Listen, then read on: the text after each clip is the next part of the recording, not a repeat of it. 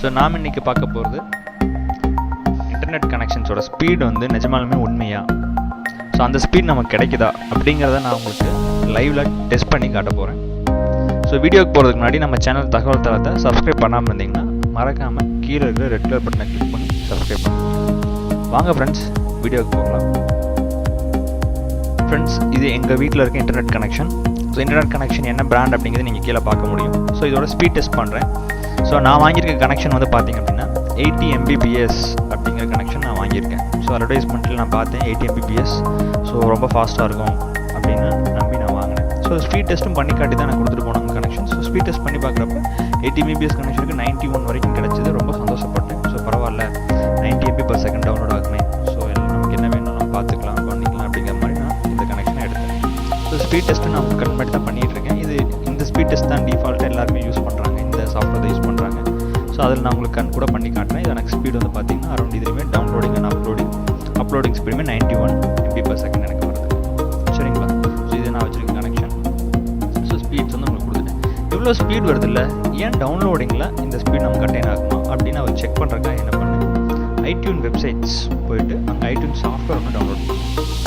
So download பண்ணுறப்போ அதோட speed வந்து எவ்வளோ கிடச்சிது அப்படின்னு பார்த்தீங்கன்னா MBயில் வந்துச்சு.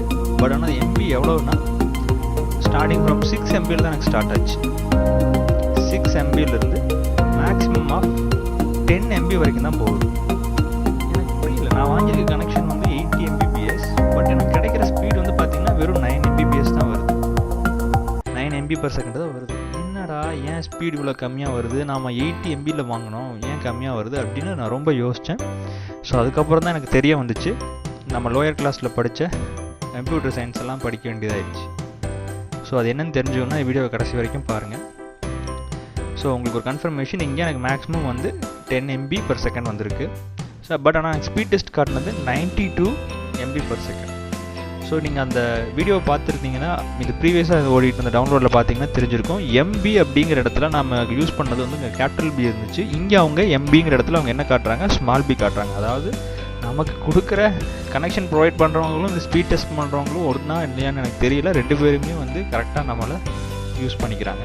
ஸோ சின்ன வயசில் படிச்சிருப்போம் பிட்ஸ், இதுதான் இருக்கிறதுலே லீஸ்ட் சைஸ் வந்து கம்ப்யூட்டரில் நம்ம மென்ஷன் பண்ணக்கூடியது. ஸோ அடுத்து பைட்ஸ். ஸோ 8 bits = 1 byte அப்படின்னு நமக்கு சொல்லி கொடுத்துருக்காங்க. இது நமக்கு புரிஞ்சுதா புரியலையான்னு தெரியல, ஆனால் பிஸ்னஸ் பண்ணுறவங்க நல்லா இதை யூஸ் பண்ணுறாங்க. ஸோ நமக்கு அட்வர்டைஸ்மெண்ட்டில் பார்க்குறது, அவங்க ஸ்பீட் டெஸ்ட்டில் நமக்கு ப்ரூவ் பண்ணுறது எல்லாமே வந்து பார்த்திங்கன்னா பிட்ஸில் தான் நமக்கு பண்ணுறாங்க. Small b they are mentioning. அந்த ஸ்பீட் எல்லா இடத்துலையுமே வந்து பார்த்திங்கன்னா ஸ்மால் b தான் மென்ஷன் பண்ணுறாங்க. ஆனால் நம்ம டவுன்லோட்ஸில் நம்ம பார்க்குறது வந்து பார்த்திங்க அப்படின்னா கேபிட்டல் B, பைட்ஸ். ஓகேங்களா? So bytes, kilo bytes, mega bytes, so இதெல்லாமே வந்து கேபிட்டல் B நம்ம யூஸ் பண்ணுறோம். ஸோ நம்ம டவுன்லோடை பார்க்குறதும் கேபிட்டல் B தான். ஸ்பீட் டெஸ்ட்டில் அவங்க மென்ஷன் பண்ணியிருக்கிறது ஸ்மால் b. ஸோ அதனால் என்ன ஆகுது அப்படின்னு கேட்டிங்கன்னா, இங்கே 19 காட்டுறது நமக்கு அங்கே அப்படியே கேபிட்டல் Bக்கு மாறுது. ஸோ அதோட கால்குலேஷன் இங்கே போட்டிருக்கேன். ஸோ என்னோடய கனெக்ஷன் வந்து 80, பட் இருந்தாலும் நமக்கு கிடச்சது 92. ஸோ எனக்கு மேக்ஸிமம் ஆஃப் ரீச் பண்ணிட்டு வேண்டியது MBயில் வந்து பார்த்திங்கன்னா 11 MB தான் எனக்கு ஸ்பீடு பர் செகண்ட். பட் ஆனால் நான் நினச்சி வாங்கினது வந்து 92 MB/s. இதுக்கு என்ன வித்தியாசம்னு கேட்டிங்கன்னா, இங்கே வந்து பிட், அங்கே வந்து பைட்ஸ்.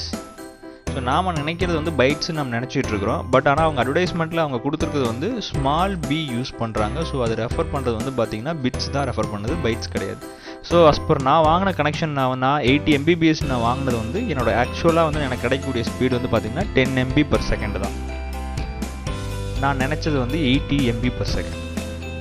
ஸோ இந்த பைட்ஸுக்கும் பிட்ஸுக்கும் உள்ள வித்தியாசம் உங்களுக்கு இப்போ புரிஞ்சுக்கணும்னு நினைக்கிறேன். ஸோ கொஞ்சம் உஷாராக இருங்க. ஃபைபர் நெட்வொர்க் கனெக்ஷன் ரொம்ப ஃபாஸ்ட்டாக இருக்குது அப்படின்னு யார் சொன்னாலும் ஒரு 2 செகண்ட் யோசிங்க.